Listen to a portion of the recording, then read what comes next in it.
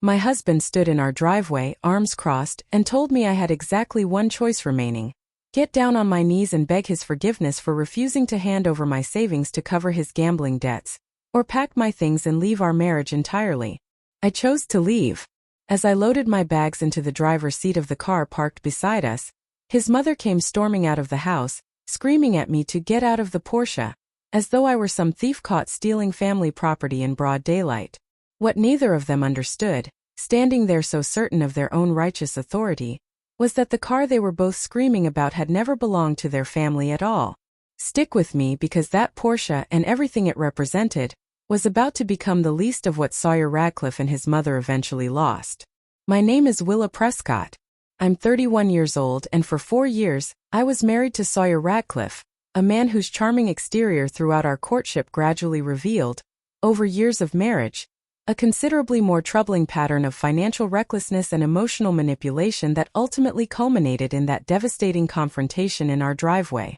The Porsche itself, a vintage 911 my late father had spent nearly 2 decades carefully restoring before passing it to me in his will 3 years earlier, had always remained titled entirely in my own name, a detail Sawyer's family had somehow either never fully registered or deliberately chosen to ignore throughout the years I'd driven it regularly to work, to family gatherings, and to countless ordinary errands that had, apparently, convinced them it functioned as some kind of shared family asset rather than the deeply personal inheritance it genuinely represented. That morning, following months of mounting tension over Sawyer's secret gambling debts, tension that had finally erupted into full confrontation the previous evening, I made the decision that would ultimately transform not just my own life, but the entire trajectory of the Radcliffe family's carefully maintained public image. Sawyer Radcliffe came from considerable family wealth, his mother Constance having built a successful real estate development business over several decades that afforded the family a comfortable, visible lifestyle throughout our entire community. I met Sawyer through mutual friends 5 years ago, drawn initially to his easy confidence and apparent ambition,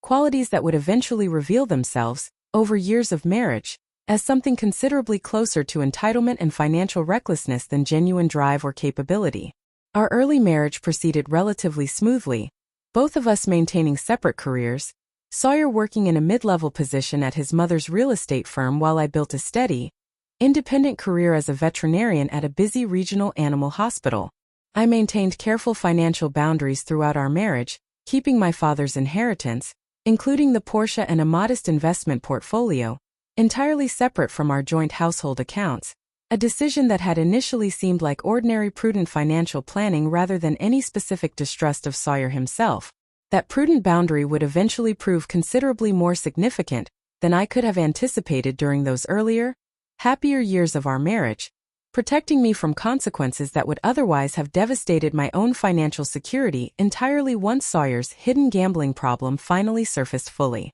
Constance Radcliffe, my mother-in-law, had never fully embraced me as a genuine member of the family throughout those 4 years, maintaining a polite but noticeably conditional warmth that seemed to depend heavily on my continued willingness to defer to family expectations regarding everything from social obligations to household financial decisions that, in hindsight, I now recognize as part of a broader pattern of control I'd simply normalized throughout years of marriage. I discovered Sawyer's gambling problem roughly 8 months before that final confrontation, stumbling accidentally onto a series of concerning bank statements while helping him organize tax documents for our accountant, statements revealing thousands of dollars in unexplained withdrawals connected to an online betting platform I'd never previously known he used. When I confronted him directly, Sawyer initially minimized the situation considerably, describing it as just a hobby that had gotten slightly out of hand, promising immediate, genuine change while simultaneously requesting, almost casually, whether I might consider helping cover several outstanding debts from my own separate savings to prevent what he described as unnecessary stress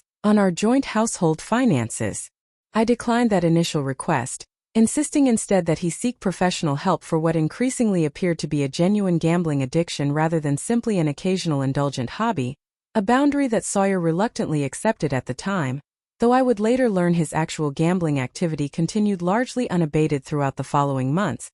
hidden considerably more carefully from my ongoing scrutiny. Constance, once she eventually learned about the gambling issue through Sawyer himself roughly 2 months before that final confrontation, took a position that genuinely stunned me, rather than encouraging her son toward accountability or professional treatment, she instead began quietly pressuring me directly, during several private conversations, to simply support my husband by covering his debts using my own separate financial resources, framing my continued refusal as evidence of insufficient marital commitment rather than reasonable financial boundary setting. Over those following months, Sawyer's gambling debts continued accumulating considerably beyond what either of us had initially realized, eventually totaling nearly $90,000 across several different platforms, and, I would later discover, at least 2 private lending arrangements he'd secretly established with acquaintances who were growing increasingly impatient regarding repayment. I learned the full staggering scope of this debt only 2 weeks before that final driveway confrontation,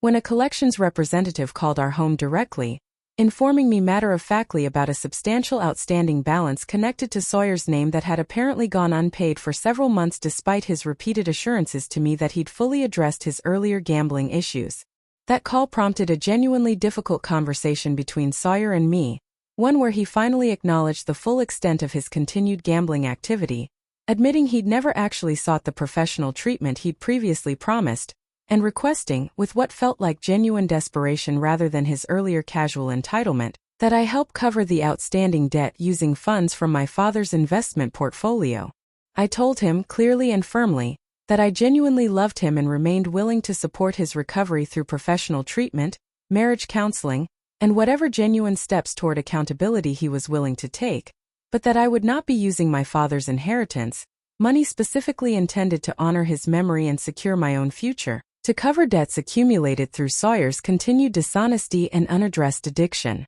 Sawyer's response to my continued refusal escalated considerably over the following 2 weeks, his desperation apparently mounting alongside increasing pressure from the acquaintances he owed money to, culminating in that final, devastating confrontation in our driveway on a Saturday morning. "You need to understand something," he told me, his voice carrying a coldness I'd genuinely never heard from him throughout our entire relationship. "This is what marriage actually means, Willa. You support your spouse through difficulty, even when it's uncomfortable, even when it requires sacrifice. If you can't do that, if you can't get down and genuinely beg my forgiveness for how selfishly you've handled this entire situation, then maybe you don't actually belong in this marriage at all." I stood there, genuinely stunned by both the specific demand and the broader manipulation embedded within it, recognizing clearly that Sawyer was attempting to reframe my reasonable financial boundary as some kind of personal betrayal requiring humiliating penance rather than acknowledging his own extensive dishonesty and unaddressed addiction as the actual source of our marriage's current crisis.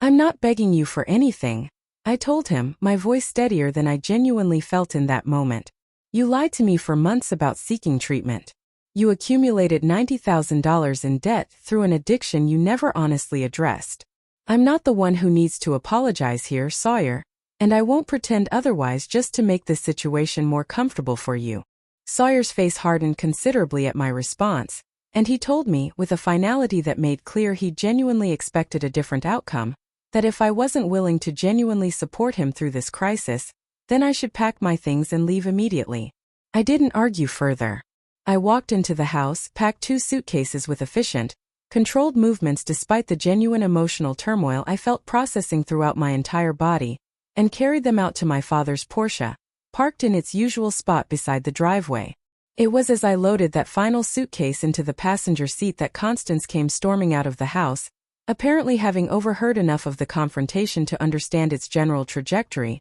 though clearly missing several crucial details regarding exactly whose property that particular vehicle actually represented. "Get out of the Porsche!" she screamed, her voice carrying across the entire quiet residential street. "That car belongs to this family. You are not driving away in Sawyer's car after everything you've put him through this past year." I turned toward her slowly, genuinely stunned by both the specific accusation and the broader assumption embedded within it, an assumption that revealed, unmistakably, exactly how thoroughly the Radcliffe family had convinced themselves that everything within their orbit ultimately belonged to them, regardless of actual legal ownership or genuine fact. "This car belonged to my father," I told Constance, my voice carrying a calm clarity that surprised even me given the emotional intensity of everything unfolding around us. "He restored it himself over nearly 20 years, and left it to me specifically in his will 3 years ago. It has never once been titled in Sawyer's name, or in your family's name. It is legally entirely mine, and I'm taking it with me." Constance's expression shifted rapidly through several stages of disbelief and growing uncertainty as this information settled over her, clearly having genuinely believed, based on years of watching me drive that vehicle regularly without ever questioning its actual ownership, that it functioned as some form of shared family property rather than my own separate, deeply personal inheritance. "That's not possible," she said, though her voice had lost considerable certainty. "Sawyer has always talked about that car as though it's ours, as though it's part of what you two built together." "Sawyer talked about a lot of things throughout our marriage that weren't actually true," I replied, opening the driver's door and settling into the seat that had once belonged to my father, feeling a strange, steadying comfort in that specific physical connection to his memory during such a genuinely difficult moment.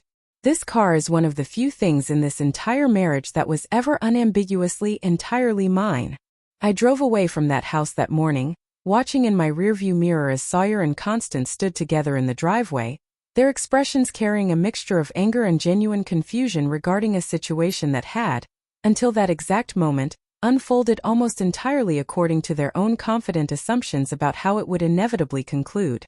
I stayed with my closest friend, Dahlia Fenwick, during the following weeks, processing genuine grief over my marriage's collapse alongside considerable relief at finally, fully removing myself from the mounting financial and emotional manipulation that had characterized those final difficult months living under Sawyer's escalating pressure. I consulted directly with an attorney, Milo Strand, who specialized specifically in divorce proceedings involving complicated financial situations, walking him carefully through the full scope of Sawyer's gambling debts, my own carefully maintained separate financial assets, and the specific pattern of manipulation both Sawyer and Constance had employed throughout those final months, attempting to pressure me into covering debts that were never legally or morally my own responsibility. Milo confirmed clearly that my father's inheritance, including the Porsche and my separate investment portfolio, remained entirely protected from any claim Sawyer might attempt during formal divorce proceedings, given both the clear documentation establishing my sole ownership and the complete absence of any commingling of those specific assets with our joint marital finances throughout our entire marriage. I filed for divorce formally within 3 weeks of that driveway confrontation, requesting nothing beyond an equitable division of our genuinely joint marital assets, while making unmistakably clear through Milo's formal legal correspondence that I would not, under any circumstances, be assuming any responsibility whatsoever for Sawyer's substantial, independently accumulated gambling debts. Sawyer's financial situation deteriorated considerably over the following months, his mounting gambling debts, combined with our marriage's collapse and the resulting loss of my own steady financial contributions to our previously shared household expenses, forcing him into genuinely difficult circumstances that included, according to mutual acquaintances, a significant reduction in his lifestyle and eventually, considerable strain on his professional relationship with his own mother's real estate firm. Constance, I later learned through those same mutual connections, grew increasingly frustrated with Sawyer's continued financial instability, her earlier willingness to pressure me into covering his debts apparently reflecting a broader pattern of enabling that had, over years, contributed significantly to Sawyer never fully developing the genuine accountability his gambling addiction ultimately required. Their relationship, according to people who remained connected to both of them following our divorce, grew increasingly strained as Constance began, belatedly, insisting Sawyer take genuine responsibility for his own debts rather than continuing to rely on family financial rescue, a shift in approach that came, unfortunately for Sawyer, considerably too late to prevent the substantial damage his unaddressed addiction had already caused throughout both his marriage and his broader financial life. I didn't personally orchestrate any of these consequences, beyond simply refusing to continue enabling a pattern of financial manipulation that had never been my responsibility to absorb in the first place. But I recognized, hearing these updates through mutual connections, a certain quiet, complicated satisfaction in watching genuine accountability finally arrive for both Sawyer and Constance, consequences that had been delayed for years specifically because I had, until that final driveway confrontation, continued absorbing pressure that should have been directed toward genuine treatment and personal responsibility considerably earlier. A year after that driveway confrontation, I purchased a small home of my own, using a portion of my father's investment portfolio to establish genuine, independent financial stability that felt considerably more meaningful given everything I'd navigated throughout that final difficult year of my marriage. I kept the Porsche, of course, driving it regularly to work and to visits with Dahlia and other close friends who had supported me consistently throughout that entire difficult transition, finding genuine comfort in that continued physical connection to my father's memory and his own quiet, deliberate insistence throughout his own life on maintaining clear boundaries between genuine generosity and being taken advantage of by people who mistook kindness for obligation. I thought often, throughout that year of rebuilding, about Constance's furious demand that morning, about her absolute certainty that everything within her son's orbit, including a car she'd never actually owned any legal claim to, somehow belonged to her family by default. That certainty, I came to understand clearly, reflected a broader pattern that had shaped both Sawyer's entitled approach to our marriage and his mother's own enabling response to his addiction,